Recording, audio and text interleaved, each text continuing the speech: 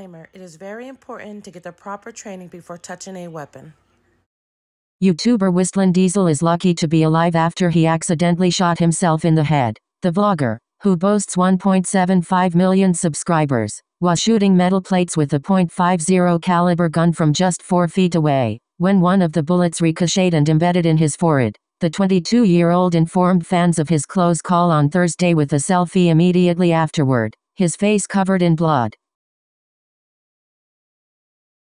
You look at life a little differently when you pull the trigger of your .50 calories and your head shakes and drop of blood starts dripping down past your eyes, he reflected. I put my hand up and just felt metal sticking out and about passed out. Got a CT scan to be safe and they say my skull isn't cracked, so back to target practicing. For anyone wondering, I was shooting steel plates from 4 feet away like a boss to see how many it would go through. It went through too. Whistlindiesel, real name Cody Detweiler, frequently uploads videos of stunts involving large trucks, or large guns, or both.